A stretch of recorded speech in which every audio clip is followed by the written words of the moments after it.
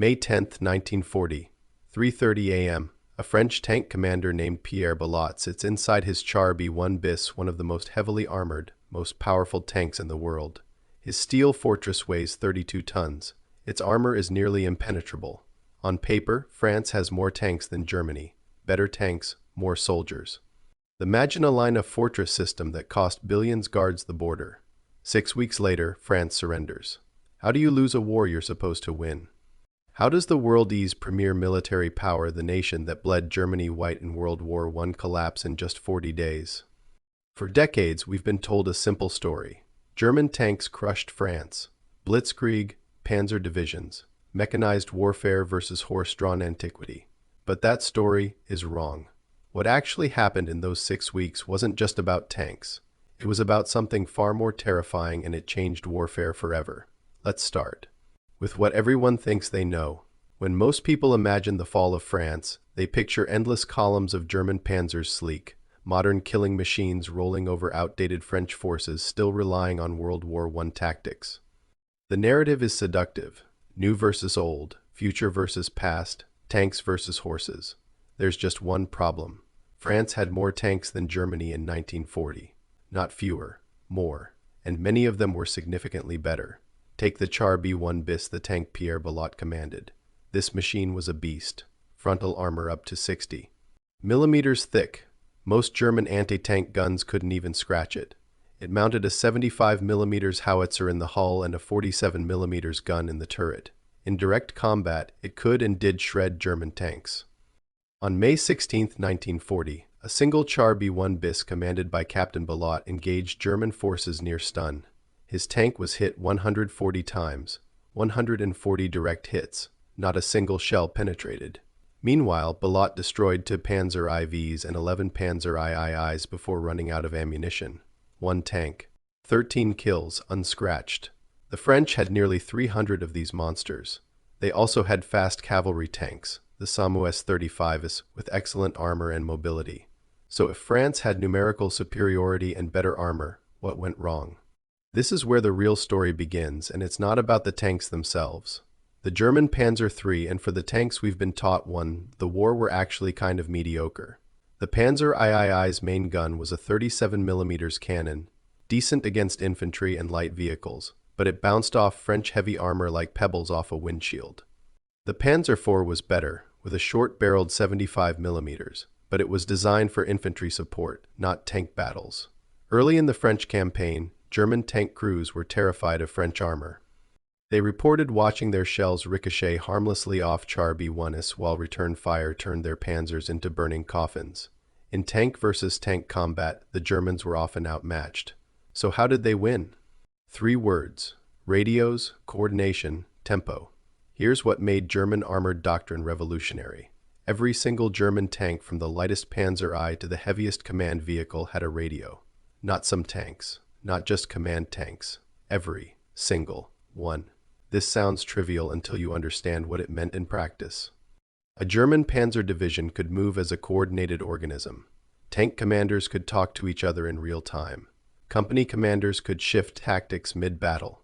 Panzer divisions could call in Stuka dive bombers to hit French positions minutes before their armor arrived. They could probe for weaknesses, report them instantly, and exploit them before the French even realized what was happening. Speed of decision-making became a weapon. Meanwhile, most French tanks had no radios at all.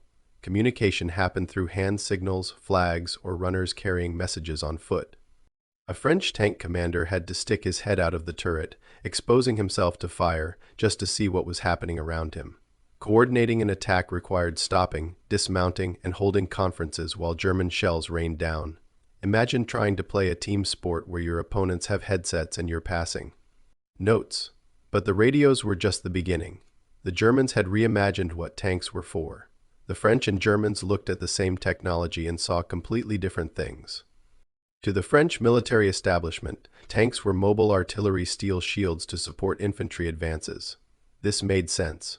France had won World War I by grinding Germany down through attrition, massive fortifications, and methodical set-piece battles. Tanks had helped break the trench deadlock, but always in support of the infantry. So French doctrine scattered their armor. Char B1s were distributed among infantry divisions as support weapons. Even their faster cavalry tanks operated in small independent groups. There was no massed armor doctrine because massing armor seemed unnecessary, even reckless. The Germans saw something else entirely. Heinz Guderian, the architect of German armored warfare, envisioned tanks not as support weapons but as the spearhead of a completely new form of combat. Concentrate armor into massive independent panzer divisions. Don't use them to help infantry capture trenches. Use them to race past enemy defenses entirely, drive deep into the rear, sever communications, destroy supply lines, and spread chaos.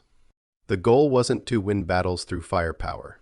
It was to win through dislocation, to move so fast that the enemy's decision-making collapsed. Guderian called it movement warfare. The French would later call it something else, blitzkrieg. But even Guderian's vision needed one more element to work: air power. The Luftwaffe and the Panzer divisions trained together constantly. Stuka dive bombers, those screaming, hawk-like aircraft, weren't just air support. They were flying artillery, coordinated in real time with tanks on the ground through radio networks. A Panzer commander encountering a French strongpoint didn't need to wait hours for artillery support. He radioed coordinates. Stukas arrived within minutes. The position was obliterated. The tanks kept moving. This integration, tanks, aircraft, radios, all moving at the speed of decision, had never existed before. And on May 10th, 1940, France had no idea what was about to hit them. The French had a plan. It was detailed, methodical, and entirely logical, based on everything they knew about warfare. The Maginot Line guarded the German border, impregnable fortresses with interlocking fields of fire. Germany couldn't attack there. Belgium to the north was more vulnerable, so the French expected the Germans to repeat their World War I strategy. Sweep through Belgium, driving toward Paris. France's counterplan: race north into Belgium the moment Germany attacked, meet them on advantageous terrain, and fight the decisive battle there. It was World War I 2.0, and it might have worked, except the Germans didn't do what they were supposed to do. On May 10th, German forces did attack Belgium and the Netherlands. French and British armies raced north, exactly as planned. The Germans fought them hard. It looked like the predicted battle, but it was a feint. The real attack came 100 miles south, through the Ardennes forest, a heavily wooded, hilly region along the French-Belgian border that French military planners had declared impassable to armor. The forest roads were narrow. The terrain was difficult. Moving thousands of tanks through it seemed insane. So the Germans did exactly that. 7 Panzer divisions, nearly 1,400 tanks, threaded through the Ardennes in a 100-mile-long column. If French aircraft had spotted them, trapped in that narrow defile, it would have been a massacre. But the Luftwaffe controlled the skies. The column moved under air cover, at night when necessary, navigating by flashlight. And sheer audacity. On May 13th, the Panzers emerged from the forest at Sedan, on the banks of the Meuse River. The French defenders' second-rate divisions, holding a sector considered unimportant, looked up and saw the horizon filled with tanks. What happened next wasn't a battle. It was psychological devastation. Stuka dive bombers appeared first, hundreds of them, screaming down in waves. The Germans had attached sirens to the Stuka's actual devices, designed to create a terrifying shriek. The sound alone shattered nerves. Bombs walked across French positions. Artillery joined in. The bombardment was precise, overwhelming, and relentless. Then the tanks came. French defenders along the Meuse fought bravely. Some held their positions, some died in them, but communications broke down immediately. Phone lines were cut. Radios, where they existed, were jammed or destroyed. Units lost contact with headquarters. Officers couldn't get orders. Soldiers couldn't call for support. Meanwhile, German combat engineers threw pontoon bridges across the river. Panzers rolled across. By nightfall on May 13th, German armor had a bridgehead on the western bank of the Meuse. The French High Command issued orders for a counterattack. Those orders arrived hours late. The units designated to attack were scattered, out of fuel, or already bypassed by German spearheads racing west. By May 15th, just 5 days into the offensive, German panzer divisions had broken through the French defensive line and were driving toward the English Channel, 200 miles behind the main French and British armies fighting in Belgium. The Allies had been cut in half. French commanders tried to respond, but they were playing chess while the Germans were running a blitz. Orders took hours to transmit. French armor, scattered among infantry divisions, couldn't concentrate fast enough. By the time a French counterattack was organized, the Germans were already miles away, attacking something else.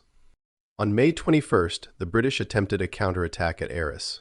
It failed, not because of lack of courage British Matilda tanks tore through German positions, but because it was too small, too late, and too isolated. The French fought. Individual units put up ferocious resistance.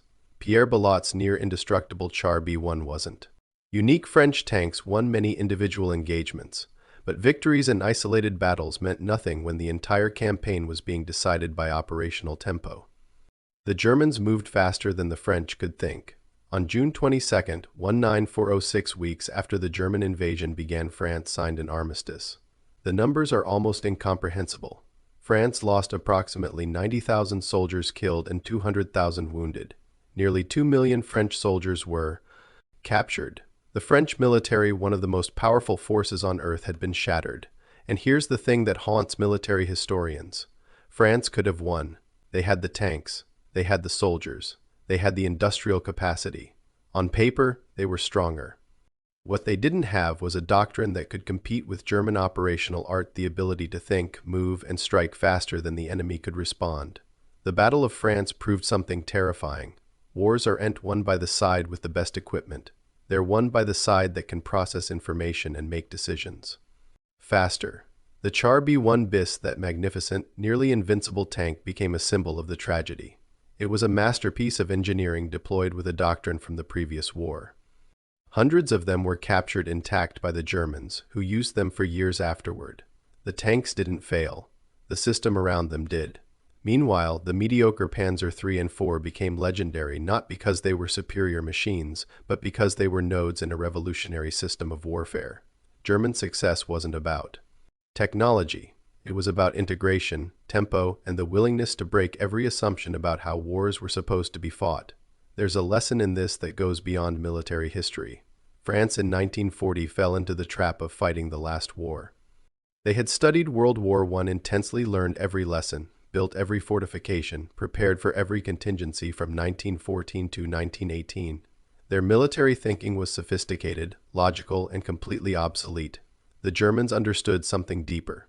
The next war is never like the last one. When we say blitzkrieg destroyed France, we miss the point. It wasn't just about lightning war. It was about rethinking everything, combining existing technologies in new ways, training different branches of the military to work as a unified system, and operating at a tempo that shattered enemy coherence. Those 40 days in 1940 didn't just redraw the map of Europe. They redefined how wars would be fought for the next 80 years.